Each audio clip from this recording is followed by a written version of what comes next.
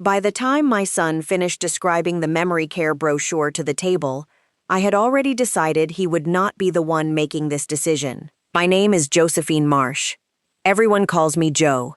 I'm 68 years old, and 11 days before that dinner, I'd had a very ordinary Tuesday that my own family had somehow turned into evidence that I could no longer be trusted to live in my own house. I want to tell you what was actually in the folder I brought to the second dinner, because by the time I opened it, my son David had already decided how this story was going to end, and he had no idea I'd been quietly preparing for this exact conversation for 3 years. Before I go on, tell me something. Where are you watching this from tonight, and what time is it there? An old woman likes to know how far her stories travel.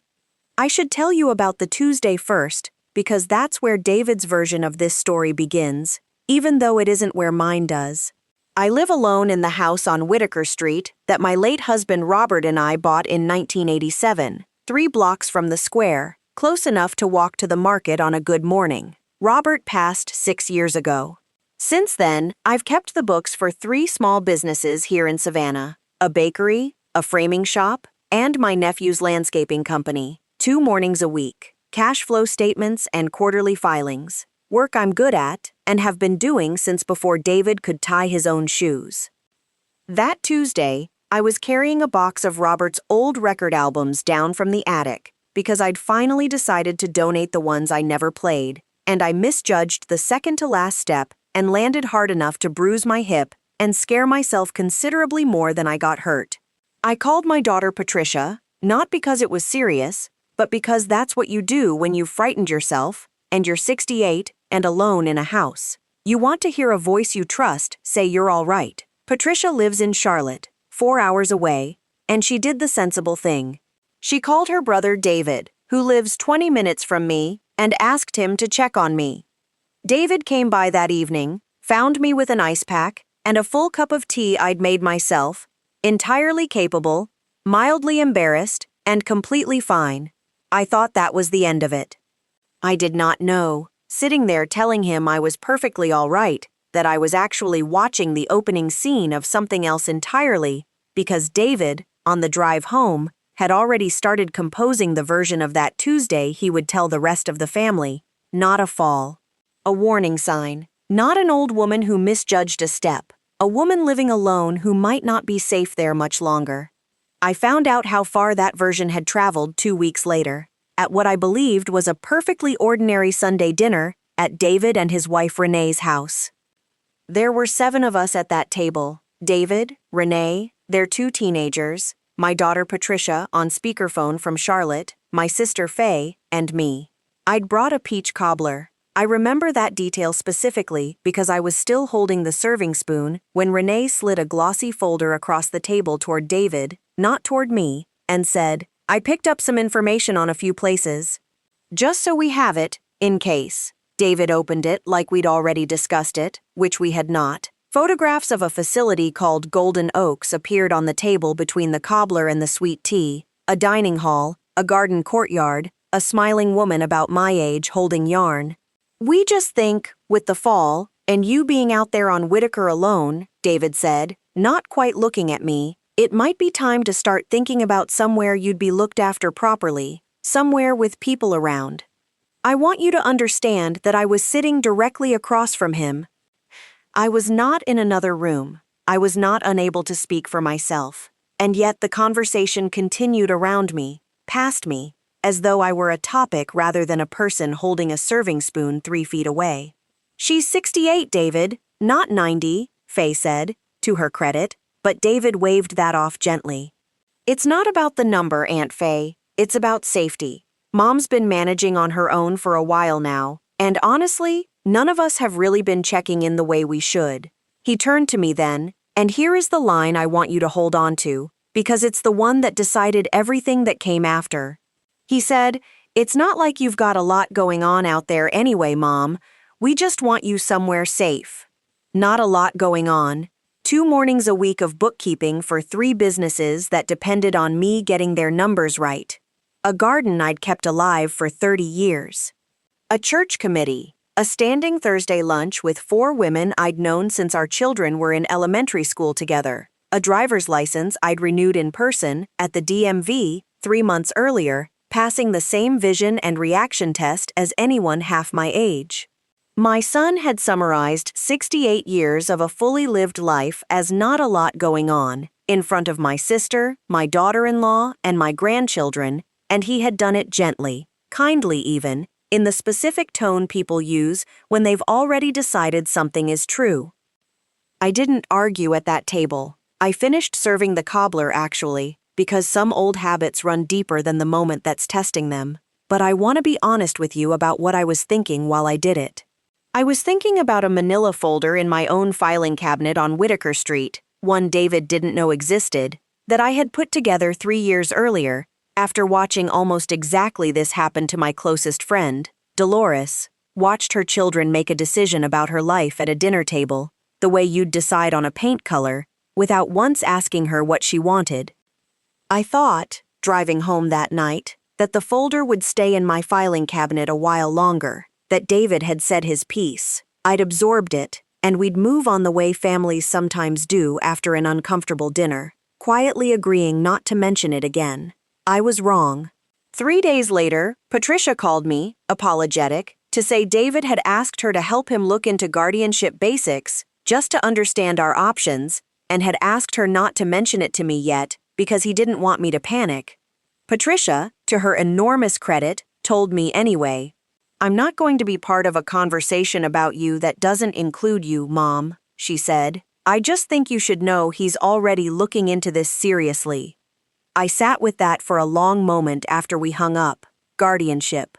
Not a gentle family suggestion anymore. Not a folder of brochures left on a dinner table. An actual legal mechanism, the kind that can, in the wrong hands, take a fully competent woman's decisions away from her and hand them to someone else, permanently, on the word of a family that decided she seemed a little unsteady on a staircase once. I want to tell you I wasn't frightened, but I was. Not of David. I never once believed my son meant me harm. I believed, and still believe, that he thought he was protecting me. But I have watched fear dressed up as love do real damage before. And I understood, sitting in my own kitchen that evening, that being right about your intentions doesn't make you right about your methods. The next morning, I called the number on a business card I'd kept in that same filing cabinet for 3 years. Marcus Whitlow, a geriatric care manager I'd hired quietly after Dolores's situation, specifically to build a legal structure that would protect exactly this kind of moment, long before I ever needed it. I told him what David had said at dinner and what Patricia had told me about the guardianship research, and I asked him one question. Was the trust we'd built 3 years ago still going to hold if my son decided to push this further? Marcus didn't hesitate. "Joe," he said, "that's exactly what it's for. But I think it's time we stopped keeping it quiet." 10 days after that dinner, I came home from my Thursday lunch to find a car I didn't recognize in my driveway and a woman with a clipboard standing on my porch, introducing herself as an occupational therapist David had hired to conduct a home safety assessment. She was perfectly pleasant. She was also standing in my house because my son had scheduled her without asking me, using a key Patricia had given him years ago for emergencies, one he had apparently decided this qualified as. I let her do the assessment. I want to be honest about why. Not because I thought I needed it, but because I understood, by then, that refusing it would simply become one more data point in the story David was building. The woman who wouldn't even let someone check if her house was safe. What is she hiding? What is she afraid we'll find? So I made the woman a cup of tea, answered her questions, walked her through my own kitchen, while she noted the height of my cabinets and the traction on my bathroom mat, and thanked her for her time when she left. David called that evening, and for the first time, I heard something in his voice that wasn't concern anymore. It was closer to frustration, the frustration of a man who had expected a report to hand him an easy answer, and instead gotten a mostly clean bill of health with a few minor suggestions about grab bars. "She said you're doing fine, mostly," he said, in a tone that suggested this complicated things rather than resolved them. But Mom, mostly fine at 68, alone, in a 2-story house, that's not nothing. Renee found a place near us. Really nice. I just want you to at least look at it before you say no. David, I said, as gently as I could manage, I have not said no to anything because nothing has actually been asked of me yet. You have asked an assessor. You have asked your sister. You have asked Renee to find brochures. You have not, in 11 days, asked me a single direct question about what I want. There was a silence on the line long enough that I wondered if the call had dropped. Then he said, quietly, I guess I was scared that if I asked, you'd say something I couldn't argue with, and then I'd have to just trust that you knew what was best for yourself. And after the fall, I wasn't sure I could do that anymore. It was the most honest thing he'd said to me in 11 days, and it very nearly undid me right there on the phone. But I noticed, even through the ache of hearing it, that he still hadn't asked the actual question. I won't pretend the next week was easy. There is a particular loneliness in being 68 and hearing, secondhand, that your own children have been discussing whether you're still capable of running your own life, a loneliness that has nothing to do with living alone and everything to do with realizing how thin the presumption of your competence has actually always been, underneath all those years of everyone calling you capable to your face.